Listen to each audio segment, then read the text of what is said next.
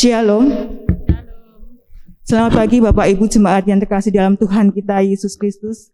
Kita bersyukur pada hari ini kita akan mengikuti ibadah Jumat Agung di hari Jumat 2 April 2021. Tetesan darah yang jatuh tertinggal di setiap berkas langkah kakinya tak lagi dihiraukan. Dera cambukan dan pukulan bertabur ludah hinaan dan tawa ejekan seakan menambah beban salib yang dipanggulnya. Namun ia tetap setia menyusuri jalan penderitaan Via Dolorosa. Jalan kesengsaraan menuju Golgota dilihat banyak orang sebagai awal kekalahannya.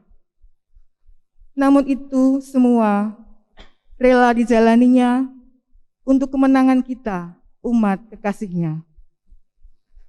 Mari kita dengan kerendahan hati, kita datang dalam ibadah kepada Tuhan, menghayati kesetiaannya, pengorbanannya, memandang salibnya.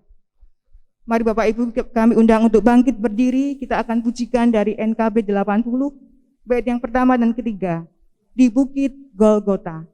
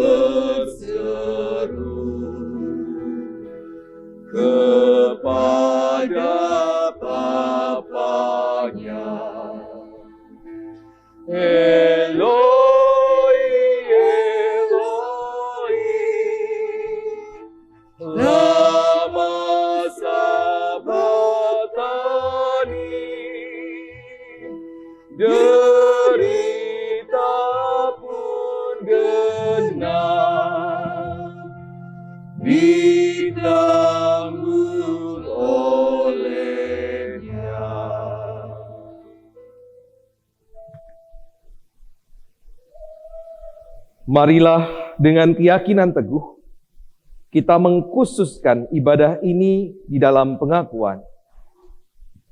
Pertolongan kami datangnya dari Tuhan yang menjadikan langit dan bumi. Dan hanya karena besar kasih-Nya akan dunia ini, Ia mengaruniakan anaknya yang tunggal untuk membawa kemenangan dunia.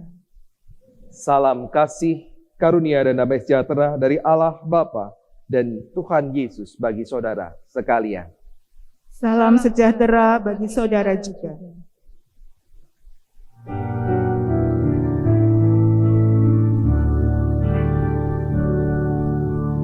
Amin. Amin. Amin. Amin.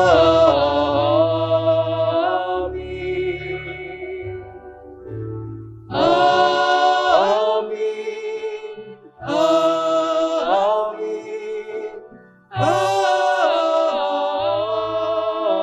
Amin. Silakan. Jemaat yang dikasihi Tuhan Yesus Kristus, peristiwa salib adalah peristiwa tragis seorang anak yang dibiarkan oleh bapaknya mengalami sengsara dan dikalahkan oleh dunia. Peristiwa salib mengajak kita menghayati peristiwa masa kini untuk menemukan jawab atas pertanyaan. Apakah benar Allah sudah kalah dan membiarkan malapetaka menguasai dunia?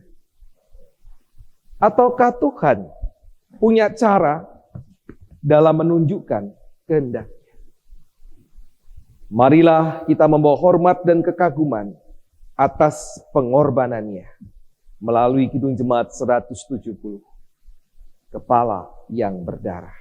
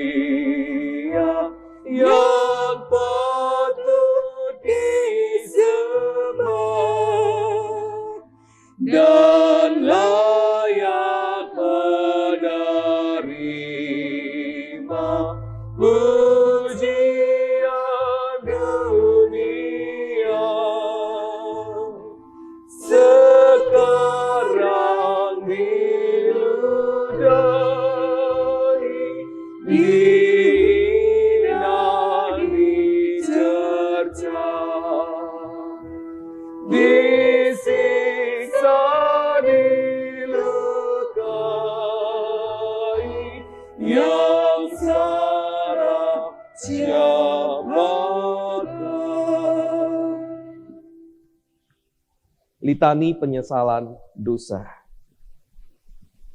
Dalam Taurat difirmankan, sebab Tuhan, Dia sendiri akan berjalan di depanmu. Dia sendiri akan menyertai engkau. Dia tidak akan membiarkan engkau dan tidak akan meninggalkan engkau. Janganlah takut dan janganlah patah hati. Tetapi rohani kami berontak. Allahku, Allahku, mengapa engkau meninggalkan aku? Aku berseru, tetapi engkau tetap jauh dan tidak menolong aku. Allahku, aku berseru-seru pada waktu siang, tetapi engkau tak menjawab. dan pada waktu malam, tetapi tidak juga aku tenang. Dalam Mazmur dijanjikan, berserulah kepadaku pada waktu kesesakan, aku akan meluputkan engkau dan engkau akan memuliakan aku. Namun hati kecil kami mungkin sering berkata, bagaimana engkau meluputkan kami, dan kemudian kami memuliakanmu, sedang engkau sendiri tak berdaya menahan salibmu. Ya Tuhan, ampunilah kesombongan, keangkuhan dan kedegilan hati kami, yang membuat kami tidak mampu melihat kehendak-Mu.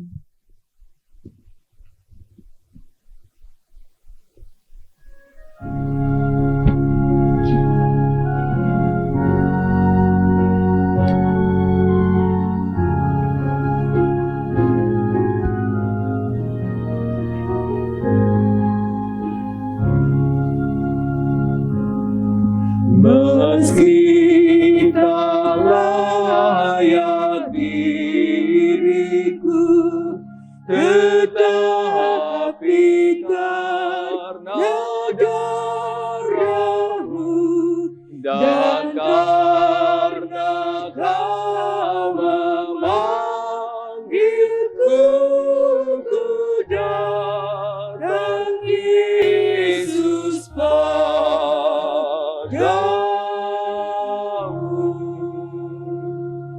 Bagi setiap orang yang dengan tulus hati menyesali dosanya di hadapan Tuhan, Ia menjanjikan pengharapan dan sekaligus panggilan untuk hidup dalam terang-Nya.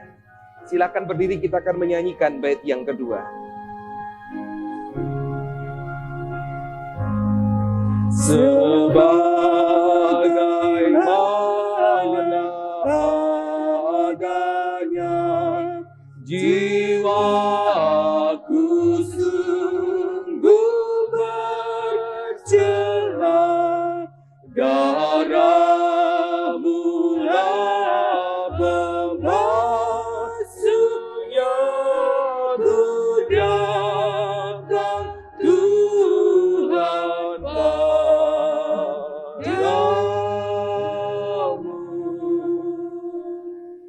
Saat ini Ia menjanjikan anugerah pengharapan dan sekaligus panggilan untuk hidup di dalam terang-Nya. Melalui 1 Yohanes pasal 1 ayat 7 demikian. Tetapi jika kita hidup di dalam terang sama seperti Dia ada di dalam terang, maka kita beroleh persekutuan seorang dengan yang lain. Dan darah Yesus anaknya itu menyucikan kita daripada segala dosa. Demikianlah berita anugerah dari Tuhan. Syukur kepada Allah. Salam damai.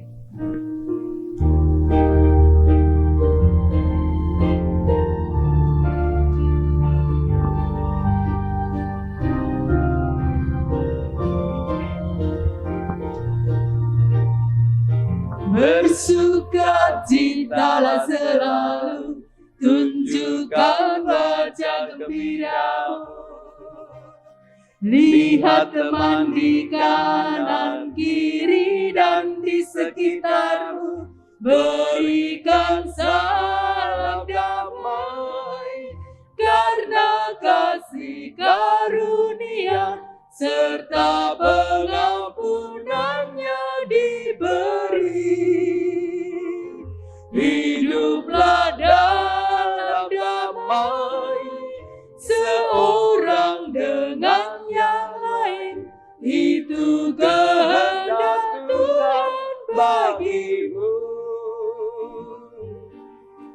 Itu kehendak Tuhan bagimu. Biarlah damai Kristus beserta dengan kita dan tetap setia kita bagikan kepada orang-orang di sekitar kita. Mari kita persiapkan diri kita untuk menyambut firman Tuhan di pagi hari ini, menjulang nyata atas bukit Kala.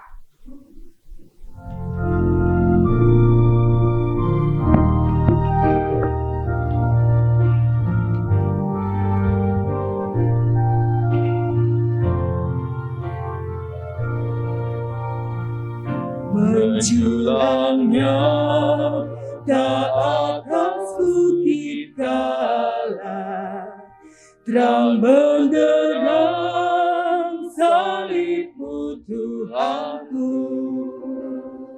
Dari sinarnya yang menyala-nyala, memancar kasih agung dan restu. Seluruh umat insan menengadah ke arah jaya kasih yang mesra. Bagai pelot yang karam merindukan, di ufuk timur bagi mereka.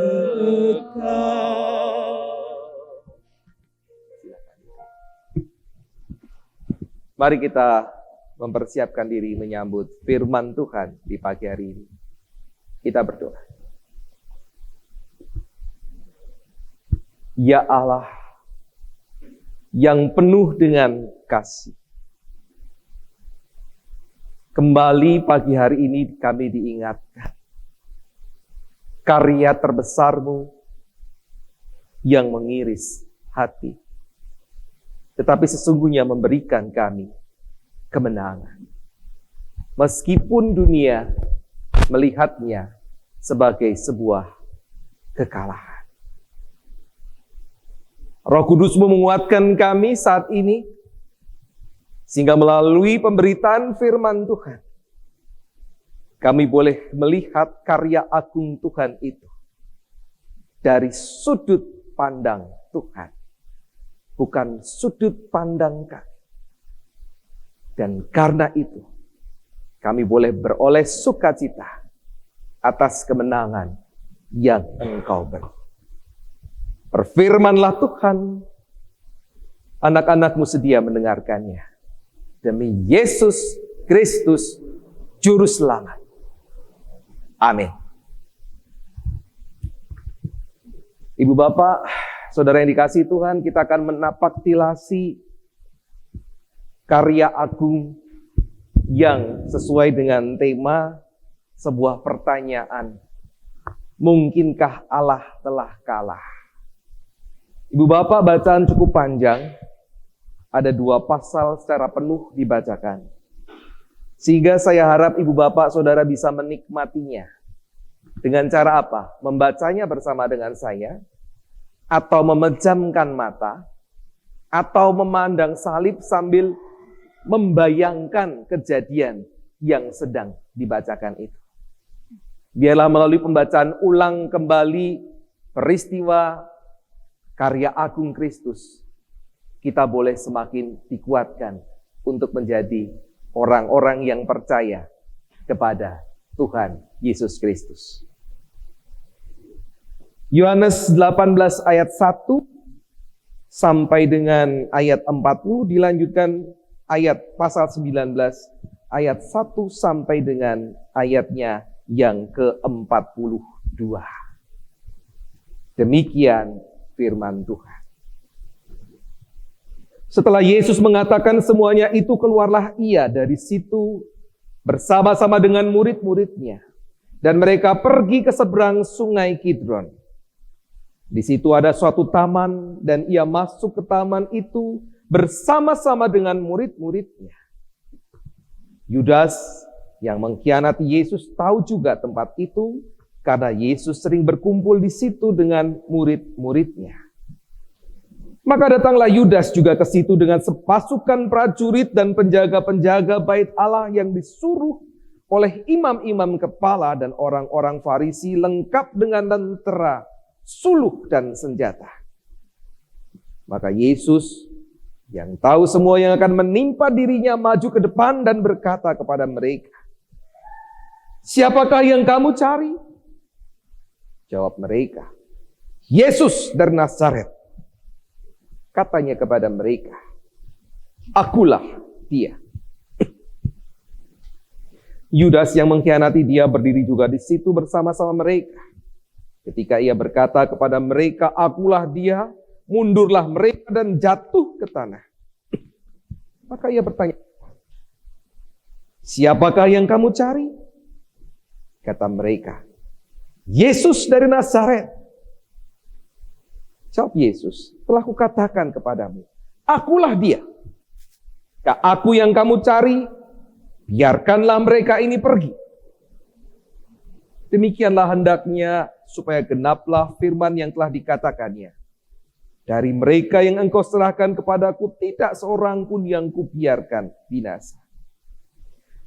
Lalu Simon Petrus yang bawa pedang menghunus pedang itu, menetapkannya kepada hamba imam besar dan memutuskan telinga kanannya. Nama hamba itu Malkus. Kata Yesus kepada Petrus, sarungkan pedangmu itu. Bukankah aku harus minum cawan yang diberikan Bapa kepadaku? Maka pasukan prajurit serta perwiranya dan penjaga-penjaga yang disuruh orang Yahudi itu menangkap Yesus dan membelenggu dia. Lalu mereka membawanya mula-mula kepada Hanas. Karena Hanas adalah mertua Kayafas yang pada tahun itu menjadi imam besar. Dan Kayafaslah yang telah menasehatkan orang-orang Yahudi. Adalah lebih berguna jika satu orang mati untuk seluruh bangsa. Simon Petrus dan seorang murid lain mengikuti Yesus.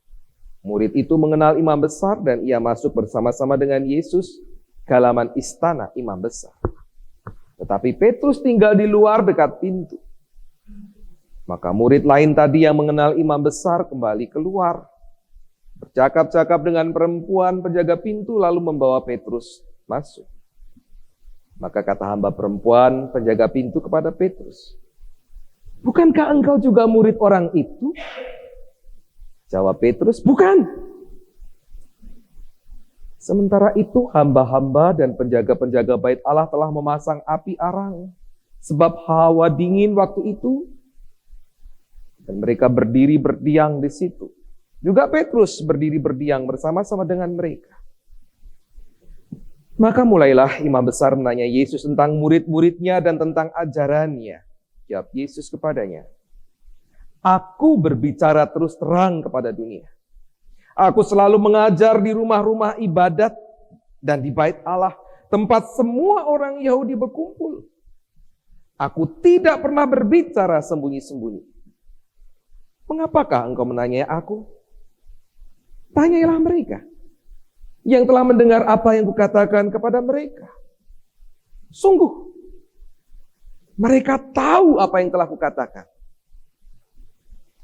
Ketika ia mengatakan hal itu, seorang penjaga yang berdiri di situ menampar mukanya sambil berkata, begitukah jawabmu kepada imam besar? Jawab Yesus kepadanya, jikalau kataku itu salah, tunjukkanlah salahnya. Tetapi jikalau kataku itu benar, mengapakah engkau menampar aku? Maka Hanas mengirim dia terbelenggu kepada Kayafas, imam besar itu.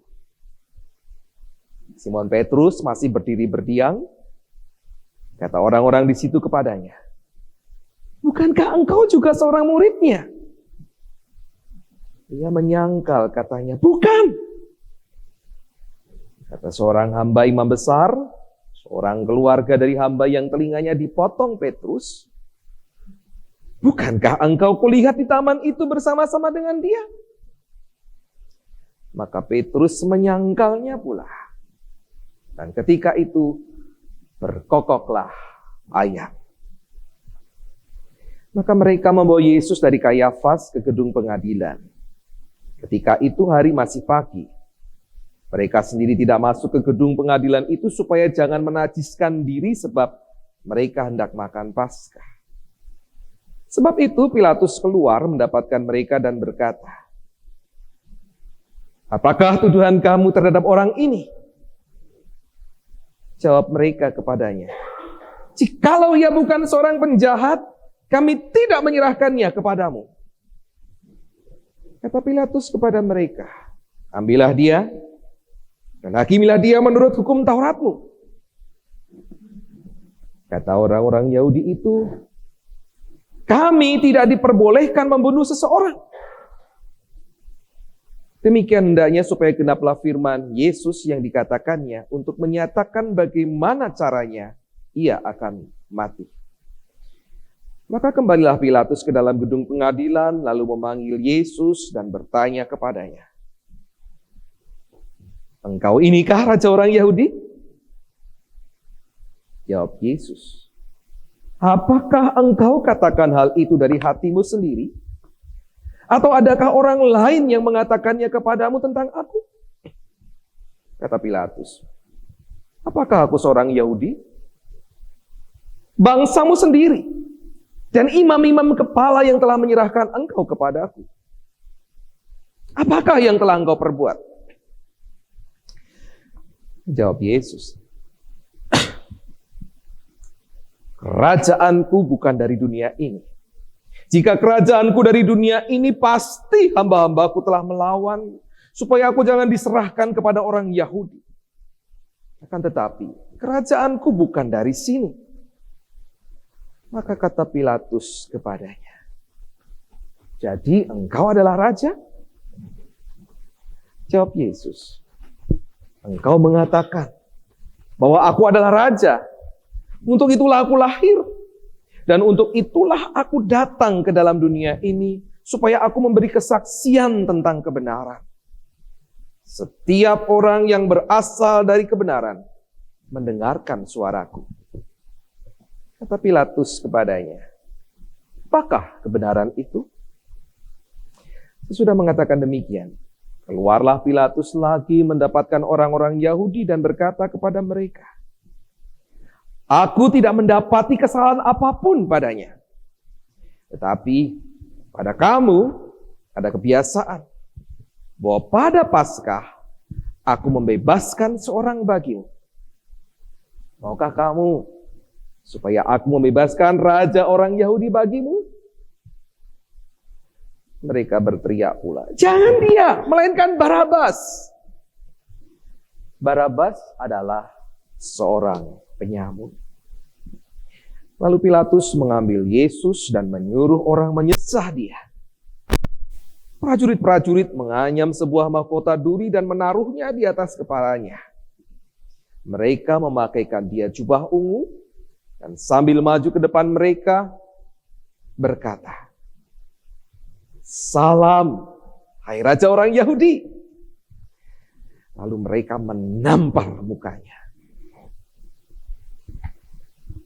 Pilatus keluar lagi dan berkata kepada mereka, "Lihatlah, aku membawa dia keluar kepada kamu, supaya kamu tahu bahwa aku tidak mendapati kesalahan apapun padanya." Lalu Yesus keluar bermahkota duri dan berjubah ungu. Maka kata Pilatus kepada mereka, "Lihatlah manusia itu." Ketika imam-imam kepala dan penjaga-penjaga itu melihat dia, berteriaklah mereka, "Salibkan dia! Salibkan dia!" Kata Pilatus kepada mereka, "Ambil dia dan salibkan dia, sebab aku tidak mendapati kesalahan apapun padanya." Jawab orang-orang Yahudi itu kepadanya, "Kami mempunyai hukum, dan menurut hukum itu ia harus mati, sebab ia menganggap dirinya sebagai anak Allah." Ketika Pilatus mendengar perkataan itu, bertambah takutlah ia. Lalu ia masuk pula ke dalam gedung pengadilan dan berkata kepada Yesus, "Dari manakah asalmu?" Tapi Yesus tidak memberi jawab kepadanya. Maka kata Pilatus kepadanya, "Tidakkah engkau bicara dengan aku? Tidakkah engkau tahu bahwa aku berkuasa untuk membebaskan engkau? Berkuasa juga untuk menyalibkan engkau?" Yesus menjawab, "Engkau tidak punya kuasa apapun terhadap aku, jikalau kuasa itu tidak diberikan kepadamu dari atas. Sebab itu, dia yang menyerahkan aku kepadamu lebih besar dosanya." Sejak itu Pilatus berusaha untuk membebaskan dia, tetapi orang-orang Yahudi berteriak Jikalau engkau membebaskan dia, engkau bukanlah sahabat kaisar. Setiap orang yang menganggap dirinya sebagai raja, ia melawan kaisar. Ketika Pilatus mendengar perkataan itu, ia menyuruh membawa Yesus keluar. Dan ia duduk di kursi pengadilan di tempat yang bernama Litos Trotos. Dalam bahasa Ibrani, Gabata. Hari itu ialah hari persiapan Paskah, kira-kira jam 12. Kata Pilatus kepada orang-orang Yahudi itu, "Inilah rajamu." Maka berteriaklah mereka, "Enyahkan dia, enyahkan dia, salibkan dia." Kata Pilatus kepada mereka, "Haruskah aku menyalibkan rajamu?" Jawab imam-imam kepala, "Kami tidak mempunyai raja selain daripada kaisar."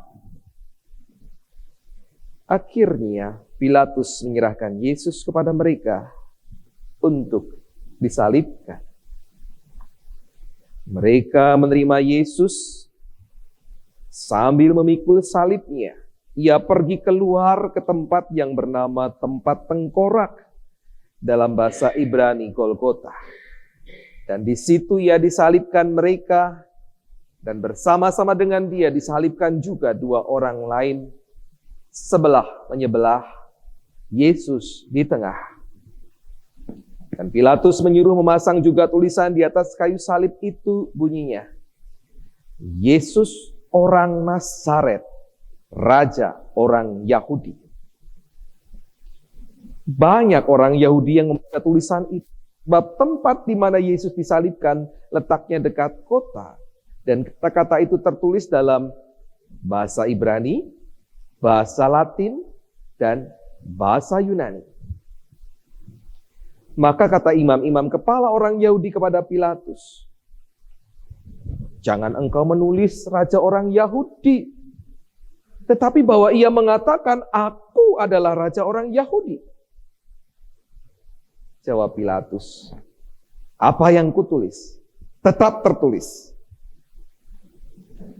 Sesudah prajurit-prajurit itu menyalibkan Yesus, mereka mengambil pakaiannya, lalu membaginya menjadi 4 bagian untuk tiap-tiap prajurit 1 bagian. Dan jubahnya juga mereka ambil. Jubah itu tidak berjahit dari atas ke bawah, hanya 1 tenunan saja. Karena itu mereka berkata seorang kepada yang lain, "Janganlah kita membaginya menjadi beberapa potong, tetapi baiklah kita membuang undi untuk menentukan siapa yang mendapatkannya." Demikianlah hendaknya supaya genaplah yang ada tertulis dalam kitab suci, "Mereka membagi-bagi pakaianku di antara mereka, dan mereka membuang undi atas jubahku." Hal itu telah dilakukan prajurit-prajurit itu. Dan dekat salib Yesus berdiri ibunya dan saudara ibunya, Maria istri Klopas dan Maria Magdalena.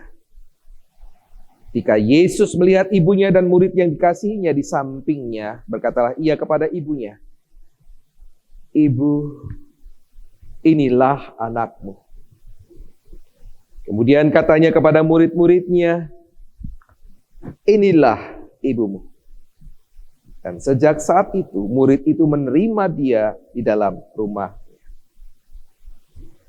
Sesudah itu, karena Yesus tahu bahwa segala sesuatu telah selesai, berkatalah ia, supaya genaplah yang ada tertulis dalam kitab suci, "Aku haus." Di situ ada suatu bekas penuh anggur asam. Maka mereka mencucukkan bunga karang yang telah dicelupkan dalam anggur asam pada sebatang hisop, lalu mengunjukkannya ke mulut Yesus. Sesudah Yesus meminum anggur asam itu, berkatalah ia, "Sudah selesai." Lalu ia menundukkan kepalanya dan menyerahkan nyawanya. Karena hari itu hari persiapan dan supaya pada hari Sabat mayat-mayat itu tidak tinggal tergantung pada kayu salib, sebab Sabat itu adalah hari yang besar. Maka datanglah orang-orang Yahudi kepada Pilatus dan meminta kepadanya supaya kaki orang-orang itu dipatahkan dan mayat-mayatnya diturunkan. Maka datanglah prajurit-prajurit lalu mematahkan kaki orang yang pertama dan kaki orang yang lain yang disalibkan bersama-sama dengan Yesus. Tapi ketika mereka sampai kepada Yesus dan melihat bahwa ia telah mati, mereka tidak mematahkan kakinya. Tapi seorang dari antara prajurit itu menikam lambungnya dengan tombak dan segera mengalir keluar darah dan air. Dan orang yang melihat hal itu sendiri yang memberikan kesaksian ini dan kesaksiannya benar. Dan ia tahu bahwa ia mengatakan kebenaran supaya kamu juga percaya. Sebab hal itu terjadi supaya genaplah yang tertulis dalam kitab suci. Tidak ada tulangnya yang akan dipatahkan. Dan ada pula nas yang mengatakan, mereka akan memandang kepada Dia yang telah mereka tikam. Sesudah itu, Yusuf dari Arimatea, ia murid Yesus, tetapi sembunyi-sembunyi karena takut kepada orang-orang Yahudi, meminta kepada Pilatus supaya ia diperbolehkan menurunkan mayat Yesus. Dan Pilatus meluluskan permintaannya itu. Lalu datanglah ia dan menurunkan mayat itu. Juga Nikodemus datang ke situ. Dialah yang mula-mula datang waktu malam kepada Yesus. Ia membawa campuran minyak mur dengan minyak gaharu kira-kira 50 kati beratnya. Mereka mengambil mayat Yesus, mengafaninya dengan kain lenan, dan membubuhinya dengan rempah-rempah menurut adat orang Yahudi bila menguburkan mayat. Dekat tempat di mana Yesus disalibkan, ada suatu taman. Dan dalam taman itu ada suatu kubur baru yang di dalamnya belum pernah dimakamkan seseorang. Karena hari itu hari persiapan orang Yahudi, sedang kubur itu tidak jauh letaknya, maka mereka meletakkan mayat Yesus ke situ.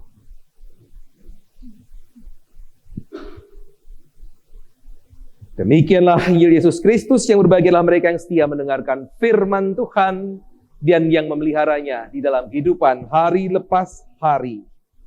Hosiana.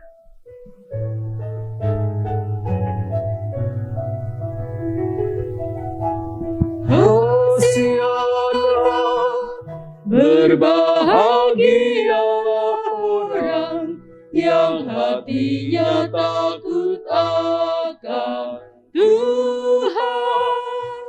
Hosiana. Berbahagialah orang yang menyukai segala titanya.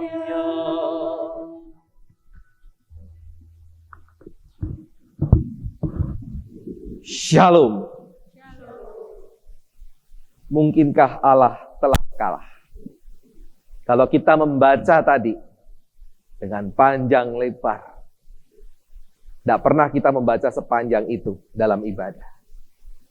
Mungkinkah Allah telah kalah? Mungkinkah rencananya sudah gagal total? Sehingga Yesus kemudian harus tergantung sebagai orang yang terkutuk.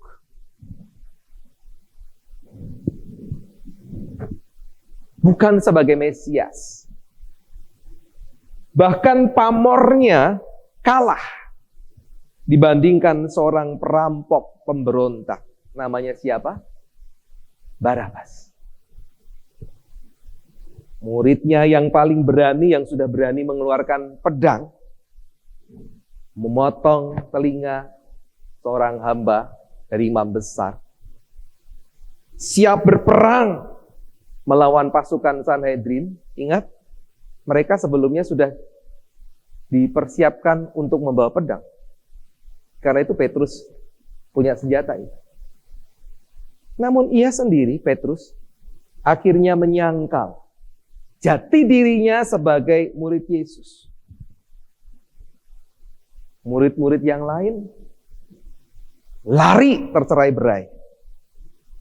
Bahkan sebelumnya, dan di dalam taman itu, Yudas lebih dulu mengkhianati Yesus. Kemudian ia disiksa, ia dihina, dia dipermalukan, diludahi, dicaci maki, disalib di antara dua orang penjahat. Tidak ada tuh pasukan ilahi yang datang menolong. Sunyi, sepi, dan akhirnya selesai. Yesus mati. Ibu bapak saudara, tanda-tanda kekalahan sangat nyata terpampang di depan mata, disaksikan, ditulis. Kita baca dengan panjang lebar. Orang bisa melihat inilah kekalahan seorang guru agung. Orang yang digantung adalah orang yang terkutuk. Yesus digantung. Yesus yang menghadirkan kerajaan Allah sudah ditolak oleh umatnya. Dan tidak ada itu pertolongan dari Bapa.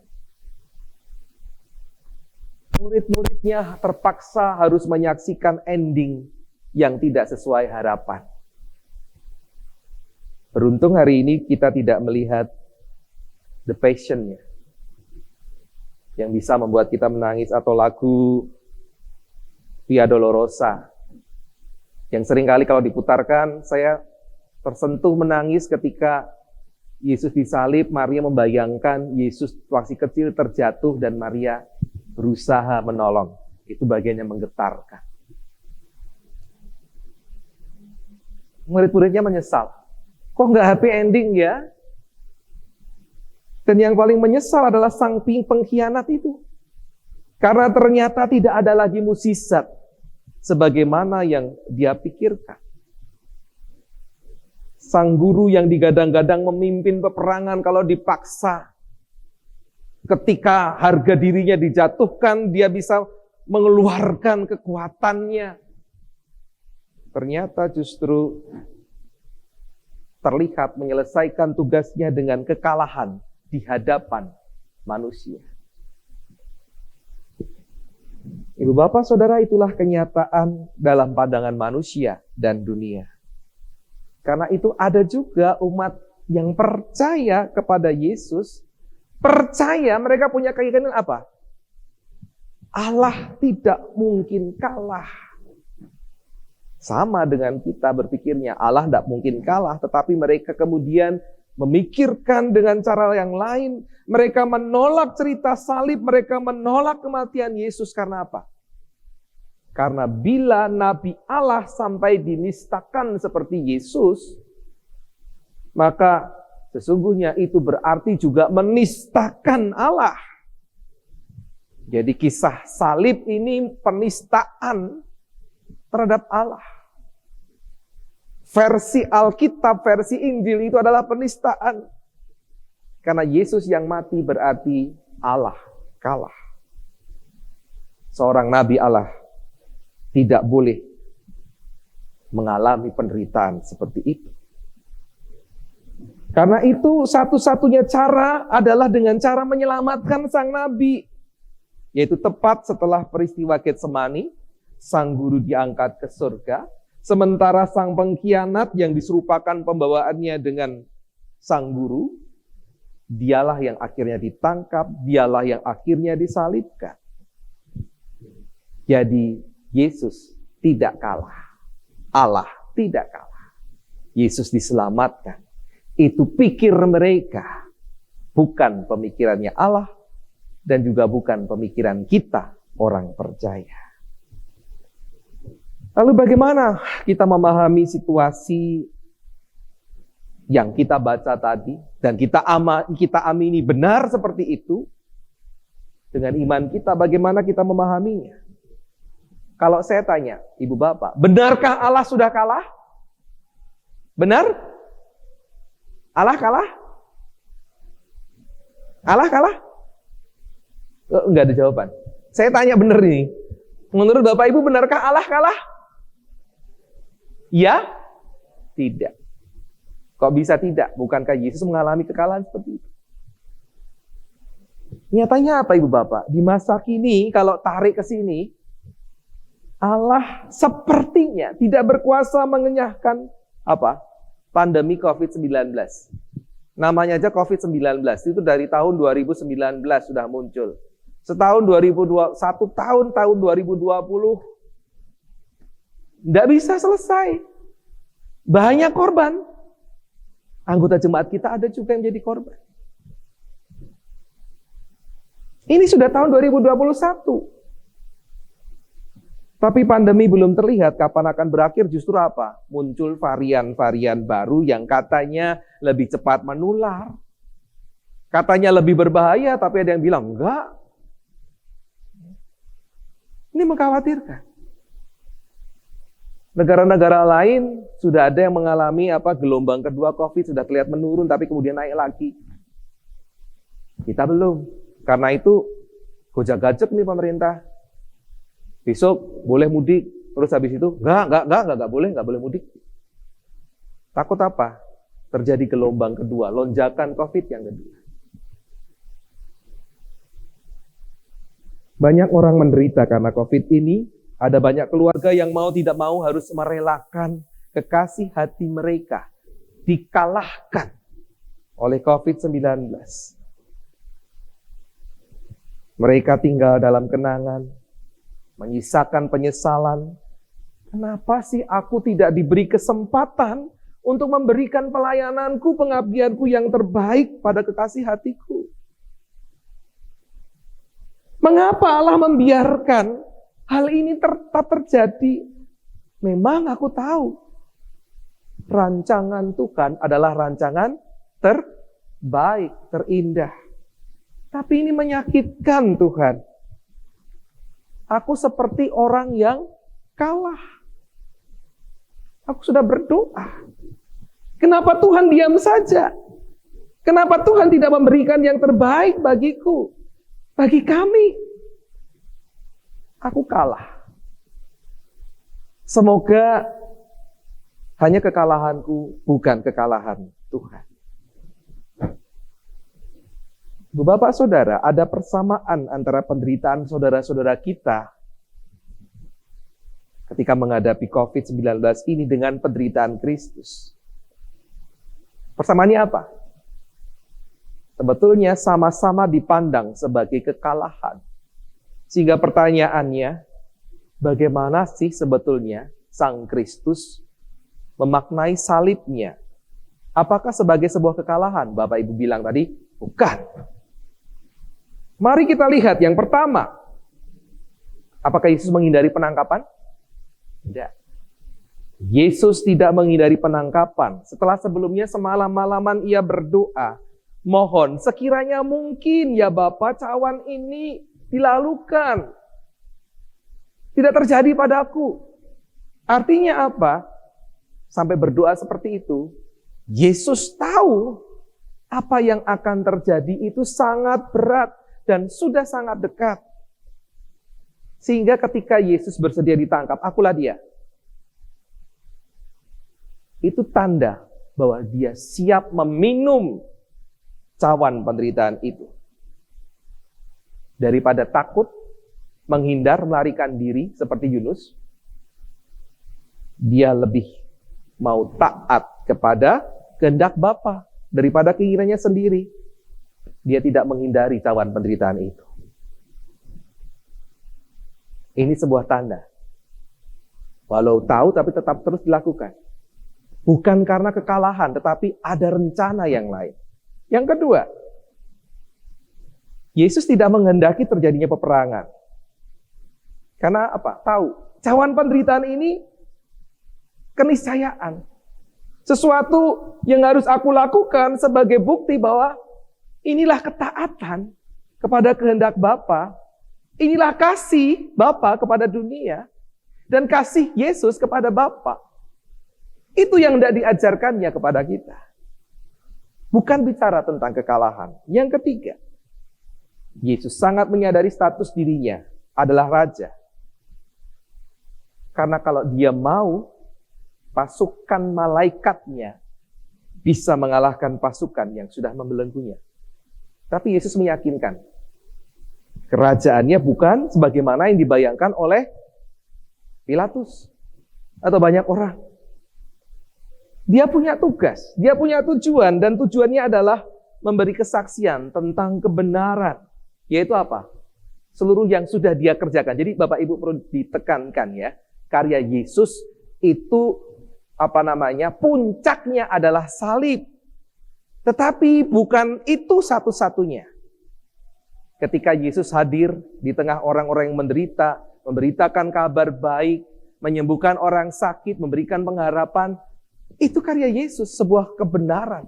Pemberitaan tentang kerajaan Allah, pemberitaan tentang kasih karunia. Sehingga salib itu adalah bagian penting, sangat penting dari seluruh karya Kristus.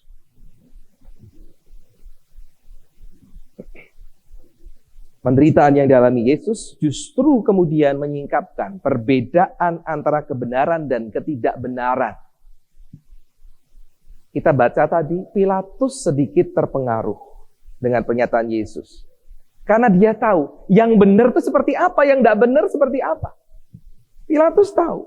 Karena itu dia berusaha melepaskan Yesus. Tetapi ternyata ia akhirnya melakukan ketidakbenaran. Sehingga Yesus yang disalib itu justru mempertontonkan, ini loh ketidakbenaran yang kamu kerjakan. Yang kalian kerjakan. Yang Pilatus kerjakan. Sang Raja kebenaran tidak memaksakan, kamu harus begini. Enggak. Tetapi dia memberikan kebebasan bagi sang penguasa ini, bagi massa, untuk menentukan mana yang benar. Bebaskan Yesus atau Barabas. Kasih kesempatan. Barabas, salah. Gitu? Keputusan diambil salah. Pilatus, bebaskan Yesus atau salibkan? Salibkan, salah lagi. Manusia seringkali mengambil keputusan yang salah, yang tidak benar. Jadi Yesus yang disalib itu mau menunjukkan, mempermalukan kita. Inilah ketidakbenaran manusia. Yang keempat, Yesus menyadari arti kehilangan. Dia tahu sesaat lagi akan meninggalkan orang-orang yang dikasihinya, karena itu yang dipikirkan bukan masalah aku kalah ini, enggak. Tetapi apa? Persiapan bagi mereka yang akan ditinggalkannya. Dan itu diwakilkan melalui apa? Percakapan pada ibunya, pada salah seorang murid terdekatnya. Dan mereka kemudian saling saling menolong, saling menguatkan menjadi satu keluarga. Dan tampaknya bukan hanya murid ini saja, murid-murid yang lain. Dan tahu, sampai sekarang orang Katolik begitu menghargai Maria sebagai ibu Yesus. Mereka menerima keberadaan Maria itu. Itu artinya apa yang ditunjukkan oleh Yesus kepada ibunya dan muridnya itu diterima oleh banyak orang percaya. Bukan masalah kekalahan. Dan yang kelima, di akhir dari deritanya, ia nggak mengumpat. Memang di bacaan yang lain sempat berkata, Allahku, Allahku, mengapa engkau meninggalkan aku? Tetapi di bagian akhir yang ditekankan oleh Yohanes, ketika Yesus mengembuskan napas terakhirnya, yang diucapkan adalah sudah selesai. Artinya apa? Yesus tahu akhir hidupnya. Dia terima dengan ikhlas. Bukan masalah kekalahan. Ini adalah bagian dari tugasnya selama di dunia. Kematiannya itu menyelesaikan berita kerajaan Allah yang hadir di tengah dunia. Kasih yang mengalahkan kejahatan manusia. Ya Bapa, ampunilah mereka karena mereka tidak tahu apa yang mereka perbuat. Disalib, sudah selesai. Kalau yang disalib ini bukan Yesus, apa yang dikatakan? Terkutuklah kalian, orang-orang yang sudah menyalibkan aku.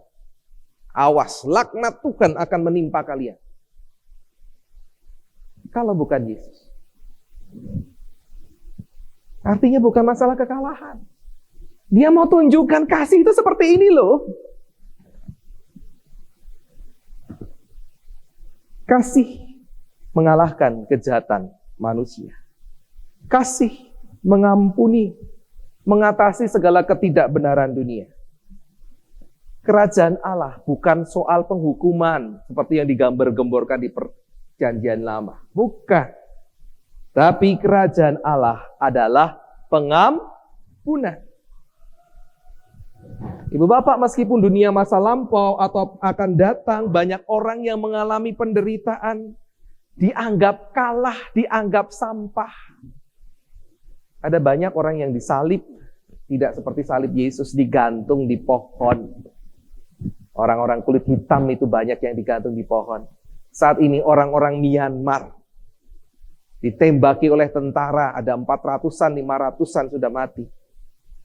Ada banyak penderitaan, ketidakadilan, ketidakbenaran, dianggap kalah, dianggap sampah. Sesungguhnya Yesus sudah mengalaminya bersama dengan mereka.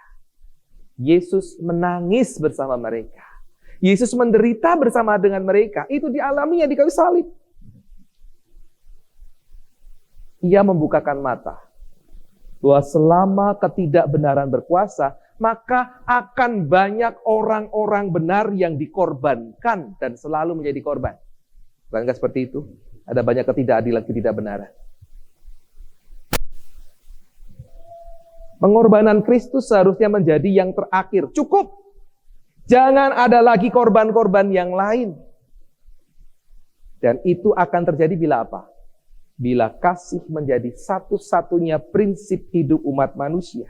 Dan kebenaran inilah yang diperjuangkan Kristus. Dan terus dilanjutkan oleh murid-muridnya yang kemudian rela berkorban. Supaya apa? Kebenaran itu nyata. Pengampunan itu wujud. Akhirnya apa? Seluruh murid-muridnya melakukan hal yang sama. Apakah itu termasuk Bapak, Ibu, dan saya? Artinya apa, Ibu, Bapak, Saudara? Salib dalam cara pandang Yesus dan sekalian orang percaya termasuk saya dan saudara bukan sebuah kekalahan Allah. Melainkan apa? Sebuah kemenangan kasih Allah yang tidak terbatas. Sebuah perjuangan kebenaran yang mengubahkan hati. Bapak, Ibu, saya mau bertanya, ketika saya membaca dengan panjang lebar tadi, apakah merasa bosan? Mungkin ada ya. Apakah ada sentuhan, ada getaran ketika membaca? Sudah berkali-kali loh baca. Sudah, ini setiap hari Minggu terpasang di sini. Ya, film tentang Yesus versi apapun sudah kita tonton. The Passion, berapa lama tidak saya buka karena begitu mengerikan dan menyedihkan. Tapi ketika membaca panjang tadi, masih adakah getaran? Masih ada nggak getaran? Masih? Atau biasa saja? Pak Beni jauh-jauh dari Surabaya, ya, membaca Alkitab do momen diwaca. Ada getaran Pak Beni? Seharusnya masih ada getaran. Dan selalu menggetarkan hati kita. Sehingga kita diperbaharui, dikuatkan lagi. Dan sebagai sebuah penebusan, maka Kristus menjadi anak domba yang dikorbankan supaya terjadi pemulihan, keselamatan. Kemenangannya bukan pada diri Kristus, tetapi kemenangannya diberikan kepada ibu bapak, saudara, dan saya. Cuma apa gunanya ibu bapak, penebusan Kristus, lambang ini, kalau ternyata tidak mengubahkan cara hidup manusia, sehingga masih banyak orang yang disalib. Masih banyak orang yang menderita dikalahkan karena ketidakadilan. Apa gunanya? Karena itu mari kita termotivasi untuk memiliki cara hidup yang berpadanan pada Kristus, pada pernyataan kerajaan Allah. Yaitu apa? Kasih tunjukkan, kebenaran tunjukkan, kesetiaan tunjukkan, ketaatan tunjukkan. Seperti yang sudah dikerjakan oleh Yesus, walau sampai salib. Ibu bapak saudara, Jumat Agung tahun ini, sekarang, Saya bersehati dengan mereka yang terkena COVID. Istri saya sudah pernah sembuh. Oke, saya sukacita. Ada banyak yang masih mengalami kekecewaan. Tapi saya bersehati kenapa? Karena adik kandung saya sempat ke sini, anaknya nyanyi. Pada saat ini terkena COVID. Kondisinya puji Tuhan masih baik. Tapi khawatirnya apa?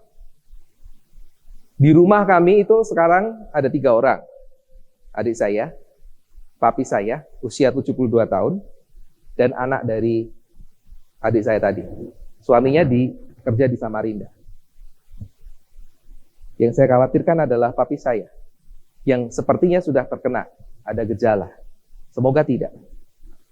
Di usia yang 72 tahun. Orang bisa khawatir, adik saya sempat khawatir ketika dengar bapaknya batuk-batuk, dia yang sudah sakit itu tambah deg-degan gitu ya, terasa panas ya, psikis. Dan mau tidak mau saya juga berpikir, biasanya saya jarang telepon, sekarang sering telepon. Dan sebagaimana firman Tuhan pagi ini, saya harus menyadari dan menguatkan keluarga. Bapak Ibu juga harus seperti itu. Bahwa peristiwa Jumat Agung itu bukan kekalahan Allah. Justru sebuah usaha apa? Mari sama-sama belajar beriman. Beriman tidak sendiri, tapi beriman bersama dengan Tuhan. Yang amin selalu menambah-nambahkan iman itu tadi. Selalu menambah-nambahkan kasih. Memberikan kemampuan bagi kita untuk taat. Dan ini sebetulnya proses menjadi warga kerajaan Allah. Bapak Ibu, proses jadi warga kerajaan Allah tidak mudah. Kita semua gampang, nyaman, tetapi pasti ada waktu-waktu tidak mudah. Dan bagian akhir untuk Barney dan Peter. Saudara-saudara yang berdua ini akan mengaku percaya, saya katakan, siapkanlah diri kalian. Karena apa? Bapak Ibu Saudara yang lain ini sudah punya pengalaman. Jadi murid Kristus itu mudah nggak Bapak Ibu? Mudah nggak? Nggak mudah. Menjadi murid Kristus tidak berarti membuat hidupmu jadi semakin mudah. Kalau sebelumnya melakukan hal-hal yang nggak benar itu nggak apa-apalah nih ya. Manusia kan memang tempatnya berdosa. Tapi sekarang, kamu sudah punya Tuhan Yesus loh. Kamu sudah percaya pada Tuhan Yesus. Masa aku melakukan ini? Apa aku nggak malu kepada Tuhan? Tapi percaya ya Peter dan Barney. Salib, Yesus, peristiwa Jumat Agung, ini tidak menunjukkan Allah yang kalah. Dan juga Yesus tidak pernah menyerah kalah kepadamu kalau engkau melakukan segala sesuatu yang bertentangan di depan Tuhan. Enggak pernah kalah. Dia tidak pernah mau menyerah. Karena apa? Ketika kalian berdua, juga Bapak Ibu Saudara, mempercayakan diri kita kepada Tuhan, maka amin, Tuhan Yesus akan membentukmu menjadi pribadi yang semakin taat, semakin setia, semakin penuh kasih. Bisa? Barney, Peter, Bu Bapak Saudara?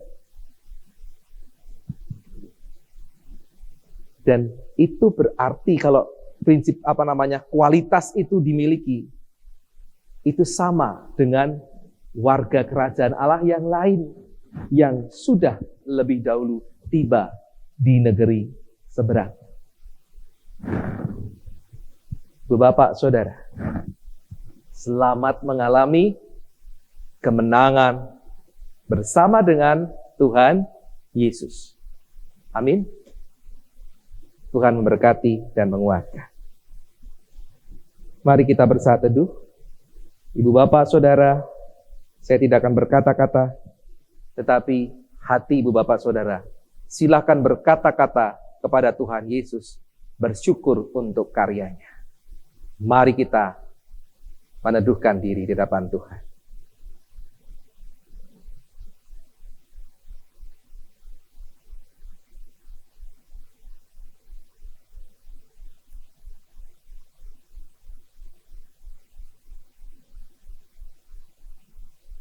Amin. Mari kita masuki pada liturgi baptisan atau CD. Saya perlu meluruskan, ini bukan baptisan CD ya, tapi CD atau pengakuan percaya. Baptis sudah mereka terima, pengakuan percayanya tidak bisa dilakukan oleh anak kecil. Mereka harus diberproses, katekisasi ketika sudah waktunya, dan akhirnya ini saatnya melengkapi baptisan mereka. Mereka berdua, Barney dan Peter, akan mengaku percaya kepada Tuhan di hadapan jemaatnya.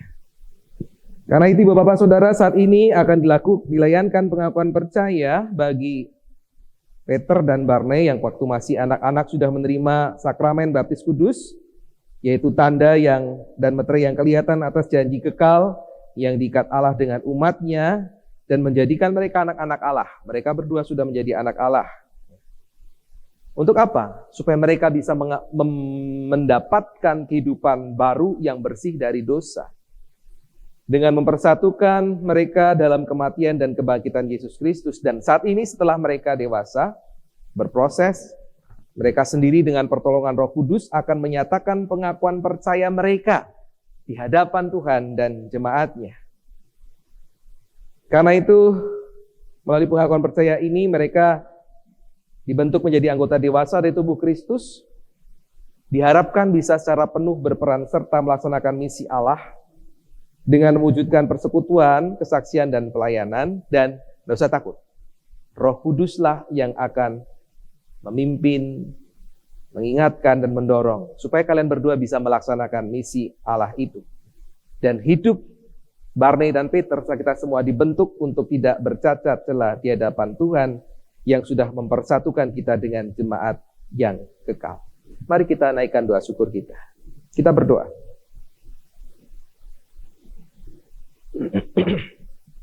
Kami bersyukur dan memuliakan nama-Mu ya Bapa yang Maha Pengasih. Di awal penciptaan Roh-Mu yang kudus melayang di atas air memberikan terang dan kehidupan. Air yang Kau berikan bisa menghanyutkan, bisa menenggelamkan, tapi juga bisa memberikan kehidupan, melenyapkan kehausan, membersihkan dan menyuburkan. Dengan air bah Engkau menghukum orang berdosa, tetapi memberikan kehidupan baru bagi orang yang benar.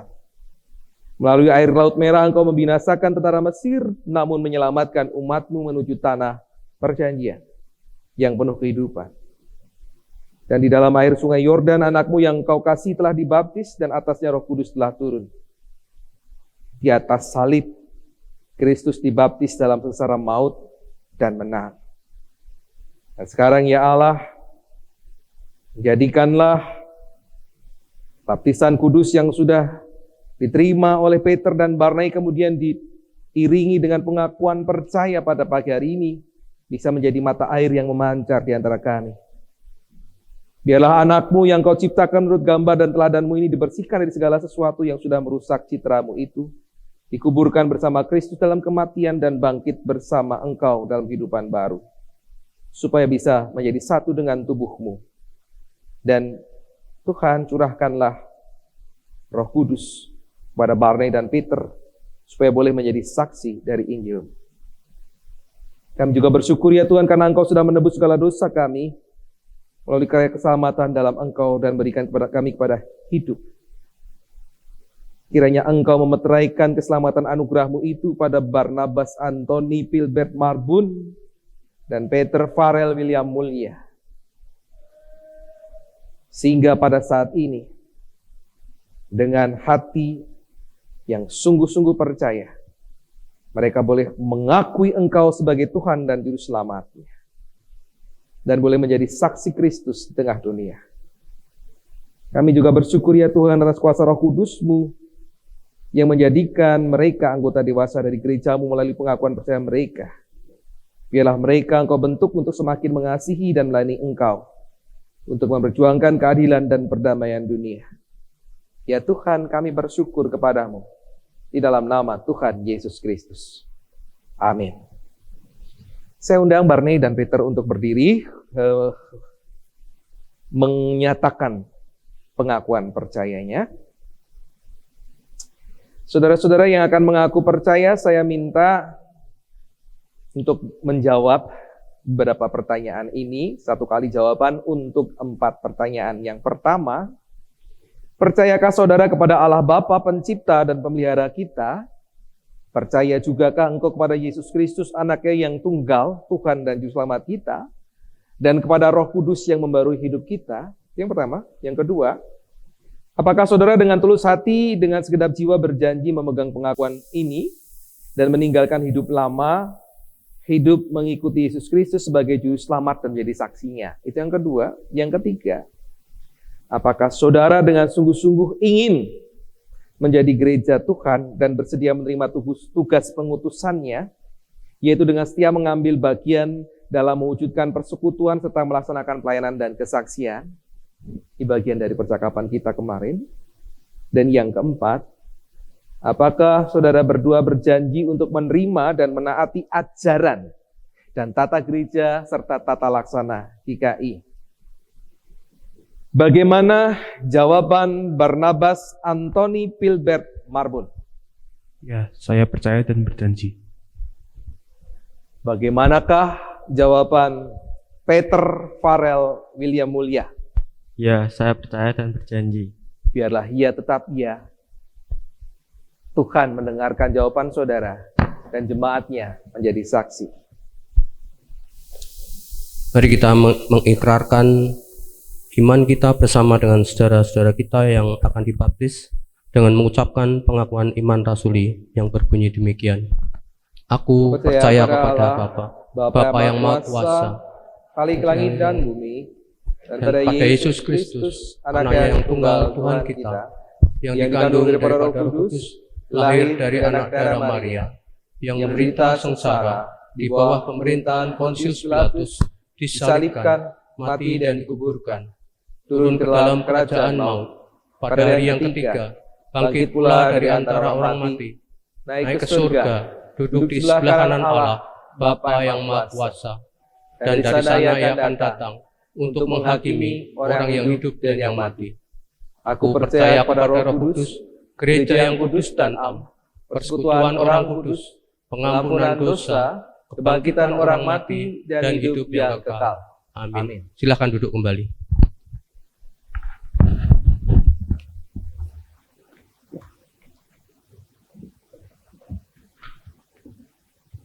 Mari, Barney dan Peter bisa ke depan.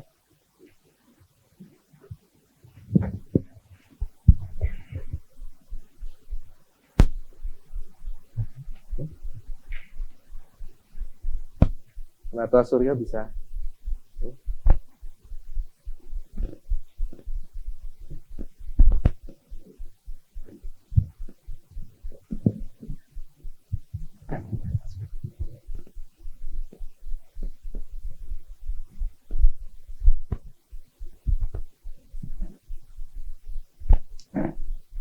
Barnabas Anthony Pilbert Marbun, janganlah hendaknya kerajinanmu kendor. Biarlah rohmu menyala-nyala dan layanilah Tuhan. Silakan berdiri. Tolong dibantu.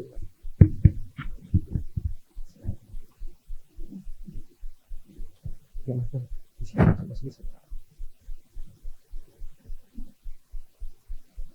Stola putih ini sebuah lambang. Mereka diterima menjadi bagian dari kerajaan Allah. Diteguhkan kembali seiring dengan pengakuan percaya mereka tadi.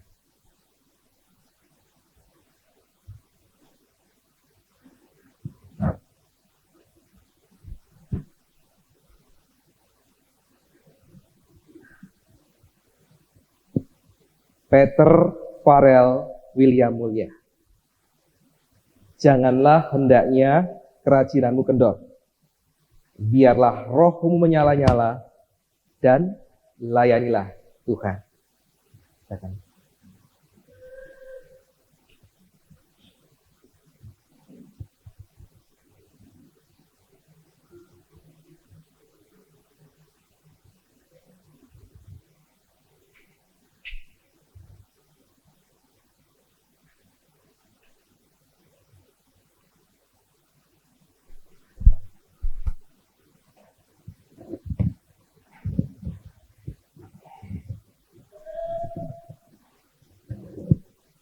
Saya akan berkati kalian berdua.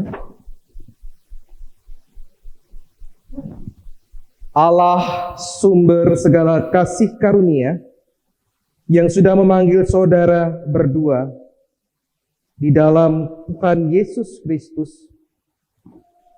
Dia memanggil saudara kepada kemuliaan Tuhan. Tuhan yang kekal akan melengkapi, menguatkan, menguduskan, mengokohkan Barney dan Peter di dalam Kristus. Ingatlah, Dialah yang empunya kuasa sampai selama-lamanya. Amin. Jemaat bisa berdiri.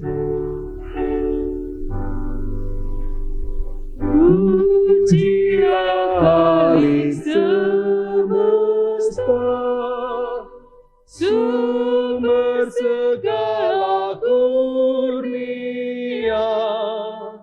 surga dan bumi puji terus Sang Bapa, Putra, Roh Kudus. Amin.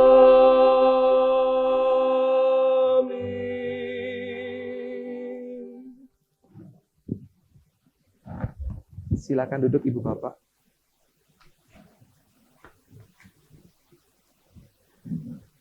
Barney dan Peter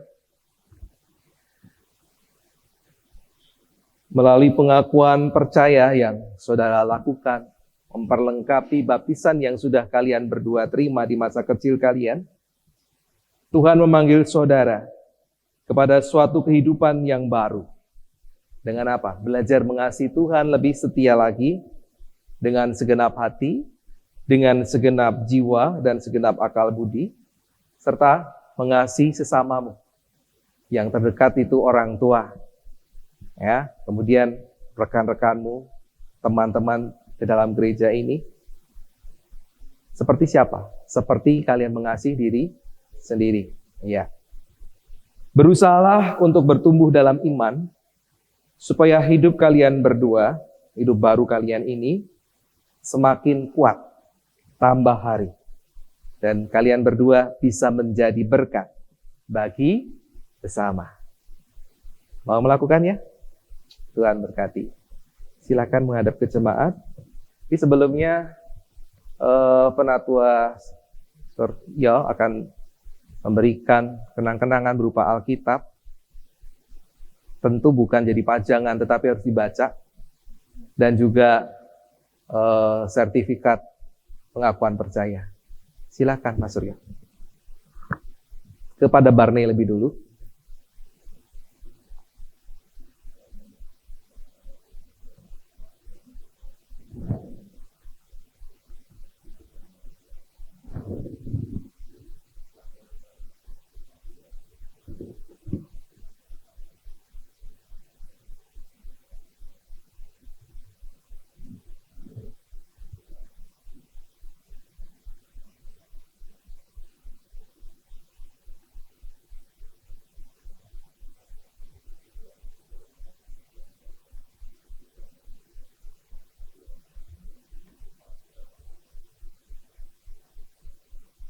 Ya, pesannya Mas Surya tadi apa?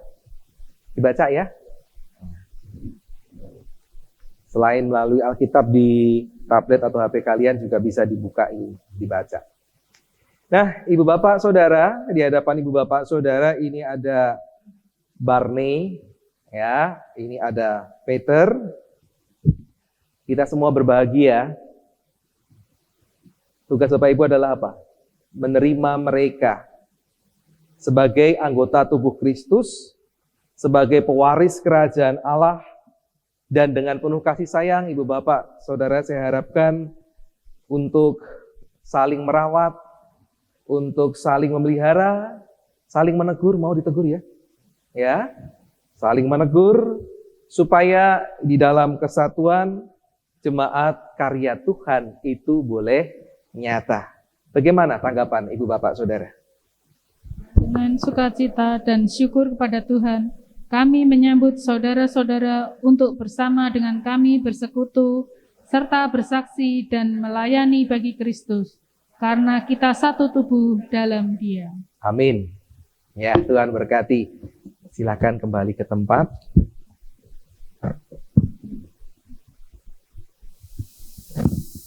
Selamat pagi, Shalom.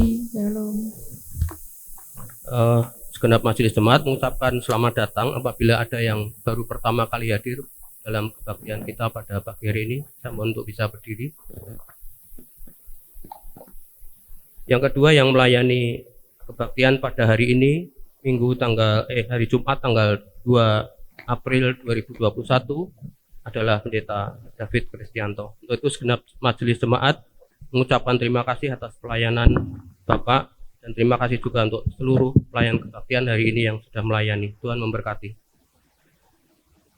Jumlah kehadiran jemaat saat ini yang hadir lebih awal adalah 45 orang. Untuk itu majelis jemaat mengucapkan terima kasih kepada seluruh jemaat yang sudah hadir lebih awal, sehingga untuk minggu-minggu yang akan datang juga demikian.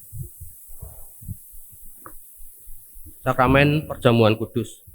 Dalam kebaktian Minggu 4 April pukul 7 akan dilayankan Sakramen Perjamuan Kudus. Diharap segenap anggota jemaat GKI Ngendu Indah mempersiapkan diri sebelum menghadiri perjamuan kudus tersebut. Sesuai dengan tata gereja, perjamuan kudus ini hanya untuk 1. Anggota jemaat GKI Ngendu Indah yang sudah baptis dewasa dan sidi atau mengaku percaya serta tidak dalam pengembalaan khusus. Yang kedua, anggota jemaat lain yang sudah baptis dan sidi serta tidak dalam pengembalaan khusus sebagai tamu.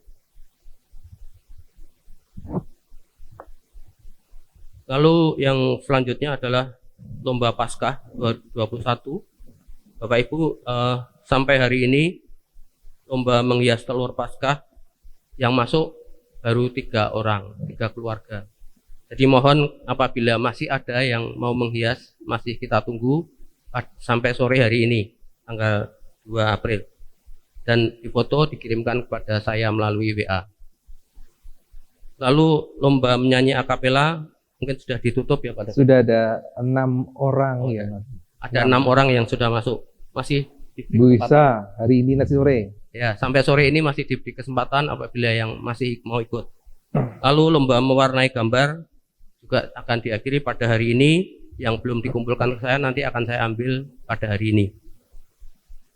Lalu hasilnya akan diumumkan pada hari Minggu yang akan datang. Demikianlah warta lisan. Tuhan memberkati. Bu Bapak, mari bersama-sama kita menaikkan doa syafaat kita. Kita berdoa.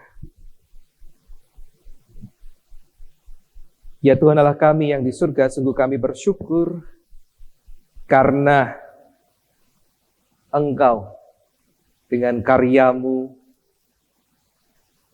yang terbesar ini, Engkau memulihkan hubungan kami dengan Engkau, Bapa di surga, dan dengan sama kami. Pengampunanmu, kasih-Mu, Engkau limpahkan di Kaisar, supaya kami juga belajar dari Engkau untuk hidup di dalam kebenaran, kasih, ketaatan, dan kesetiaan.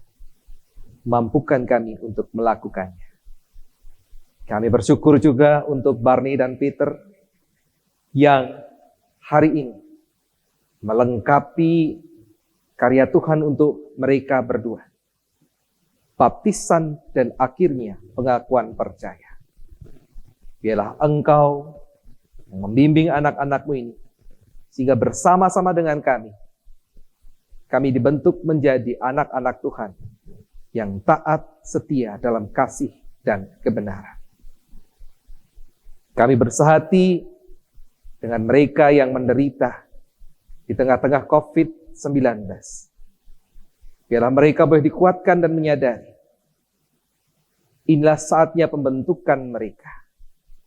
Biarlah karya Kristus yang sudah memulihkan itu menguatkan dan memberikan kemenangan.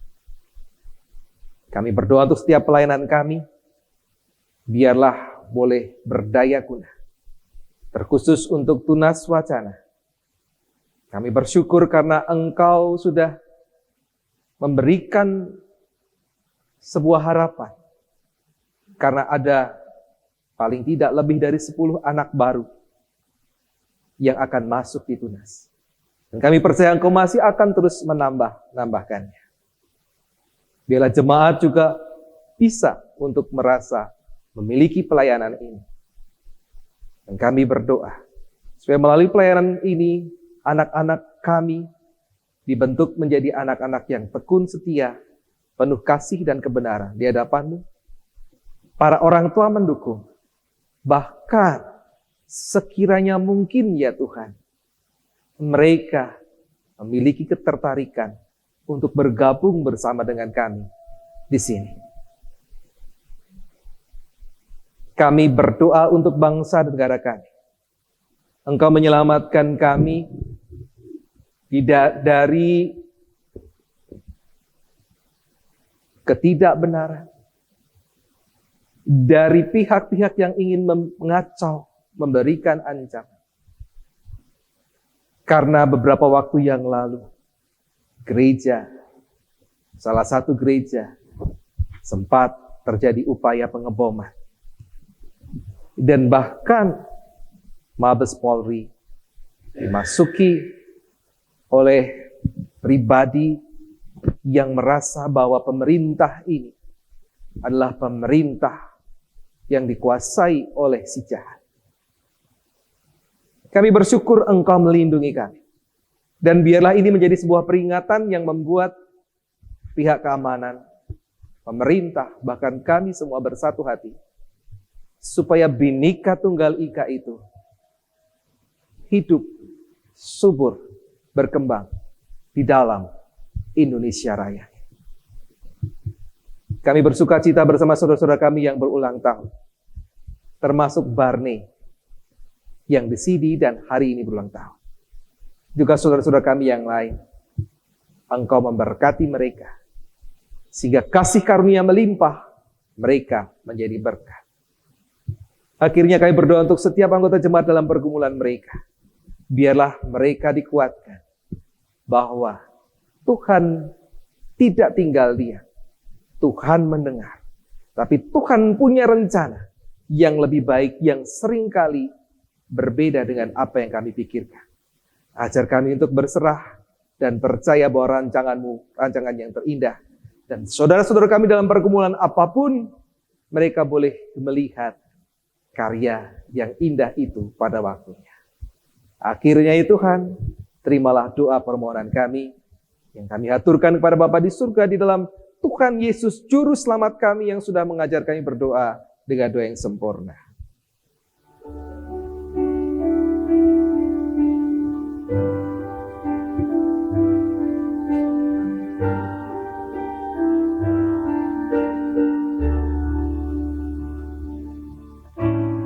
Bapa kami yang di surga, dikuduskanlah nama-Mu, datanglah kerajaan-Mu, jadilah kehendak-Mu di bumi seperti di surga.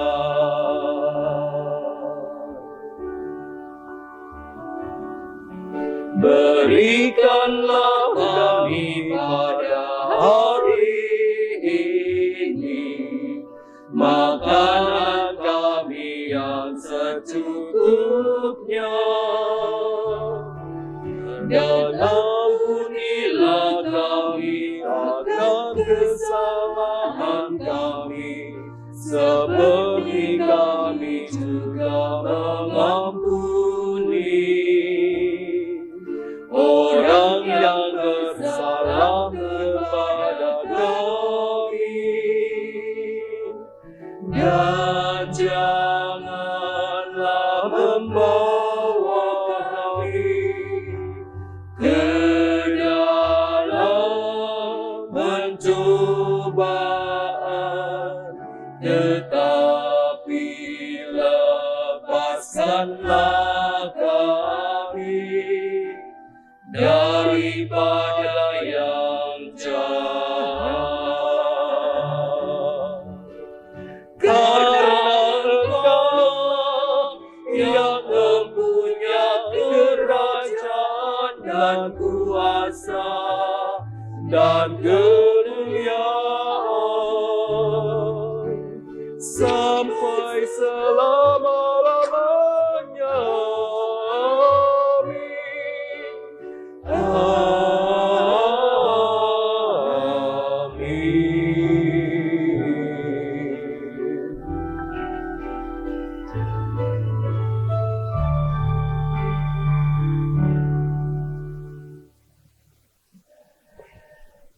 Bapak, Ibu, dan saudara sekalian yang dikasihi dan diberkati Tuhan, marilah kita pada saat ini mengungkapkan rasa syukur kita pada Tuhan melalui pengorbanannya yang sudah dilakukan bagi kita. Dan untuk itu akan saya landasi di dalam Mazmur 107 ayat yang pertama sampai yang ketiga yang berbunyi demikian. Bersyukurlah kepada Tuhan sebab Dia baik, bahwasanya untuk selama-lamanya kasih setianya. Biarlah itu dikatakan orang-orang yang ditebus Tuhan, yang ditebusnya dari kuasa yang menyesakkan, yang dikumpulkannya dari negeri-negeri, dari timur dan dari barat, dari utara dan dari selatan. Bapak Ibu sekalian, bagi yang hadir dalam ibadah onsite pada saat ini nanti bisa menyerahkan persembahannya pada saat ibadah selesai dan bisa mengumpulkannya di dalam kotak persembahan yang sudah disediakan.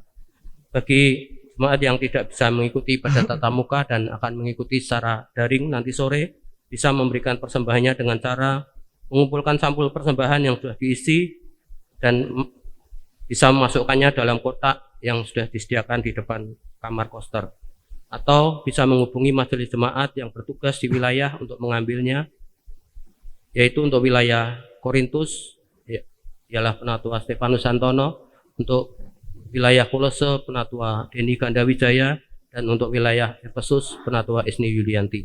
Atau bisa dengan mengirimkannya melalui transfer ke rekening GKI Ngendo Indah di Bank Mandiri atas nama Trianto Herlambang dengan nomor rekening 1350017137587. Demikianlah persembahan kita yang nanti akan kita lakukan, dan untuk itu kita akan sambut persembahan ini dengan memuji Tuhan dari PKJ 146.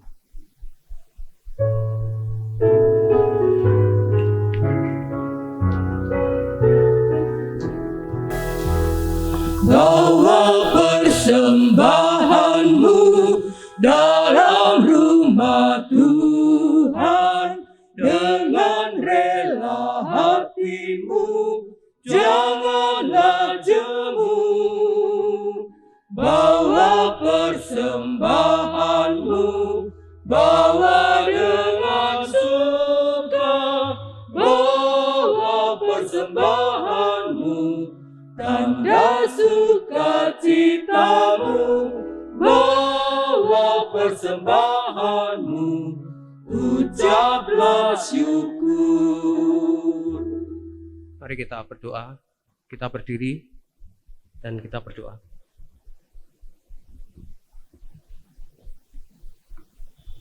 Bapa dalam surga, puji syukur dan terima kasih Tuhan bahwa Engkau telah memelihara kami, Engkau telah menyertai kami, Engkau telah melingkupi kami, sehingga pada saat ini kami boleh sama-sama beribadah dalam kondisi sehat walafiat. Itu adalah karena dalam perlindungan tangan kasih Tuhan. Terima kasih Tuhan, kalau pada saat ini kami juga boleh mengucap syukur atas berkat-berkat Tuhan yang boleh kami rasakan di dalam kehidupan kami. Biarlah Engkau sendiri yang terus menyertai kami di dalam kehidupan kami seminggu ke depan. Kiranya Engkau juga berkati majelis jemaat yang mengelola persembahan ini, agar kiranya boleh berguna untuk pengembangan jemaat-Mu di gereja-Mu. Terima kasih Bapa, di dalam nama Tuhan kami Yesus Kristus kami serahkan doa ini. Amin. Bapak Saudara, mari bersama-sama kita boleh menghayati lagu terakhir kita dalam ibadah pada pagi hari ini dan disayangkan sore nanti, Kidung Jemaat 178, Karena Kasih-Nya Padaku.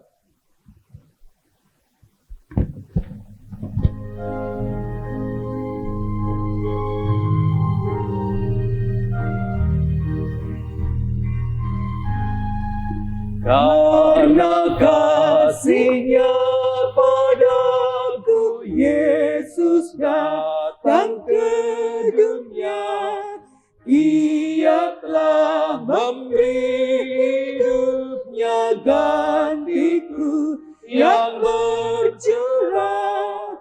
Oh, betapa mulia dan ajaib kuasanya kasih Juru Selamat dunia menebus manusia. Marilah kita mengingat bahwa Yesus setia menjalankan kehendak Bapa di surga hingga Dia rela menderita, mati, berkorban bagi setiap kita. Kami akan menghayatinya dalam hidup kami. Marilah kita memohon agar kasih Kristus senantiasa hadir di tengah hidup yang penuh penderitaan dan pergumulan ini. Dan kami akan terus berbagi kemuliaan salib itu. Pulanglah dalam damai sejahteranya, dan saat ini terimalah berkat Tuhan. Kasih karunia Tuhan Yesus Kristus melalui penderitaannya di kayu salib, kasih Allah yang berkenan mengutus putranya ke dunia ini, dan persekutuan Roh Kudus yang membuat saudara mampu hidup dan mati bersama dengan Dia, menyertai saudara sekalian dari sekarang sampai Maranatha Tuhan Yesus datang kembali. Amin.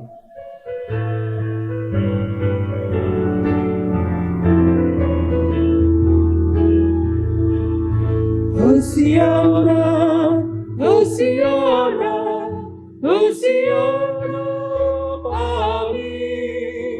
Di setiap kata dan karyaku, Hosiana, amin. Hosiana, Hosiana, Hosiana, amin. Di setiap kata dan karyaku, Hosiana, amin.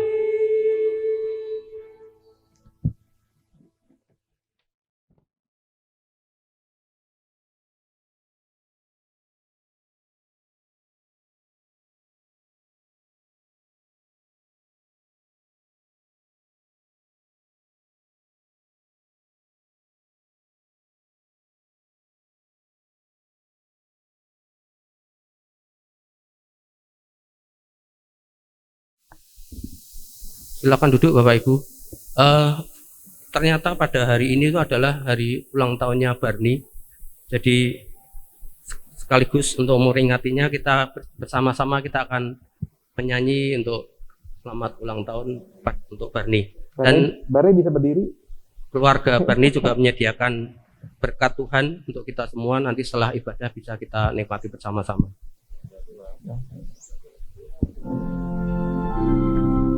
Dimohon untuk bisa berdiri.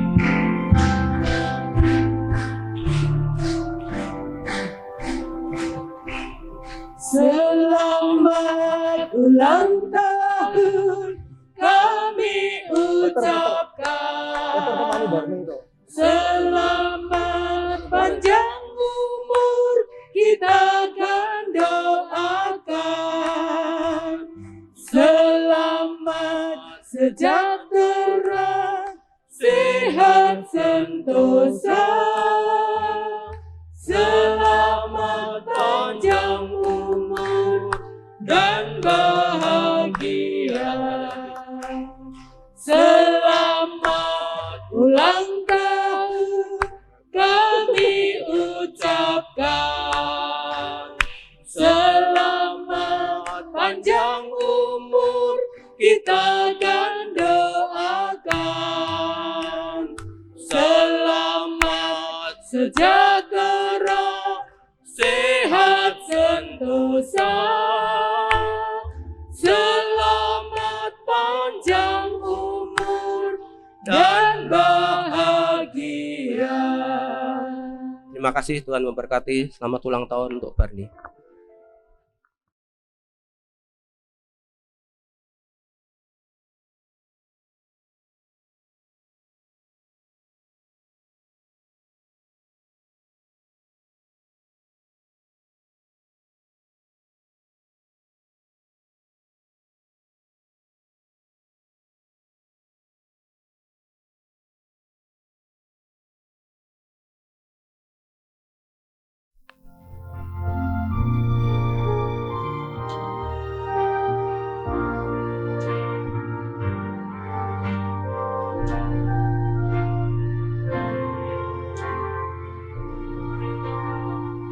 menjulang nyata atas bukit kala, terang benderang salibmu Tuhanku,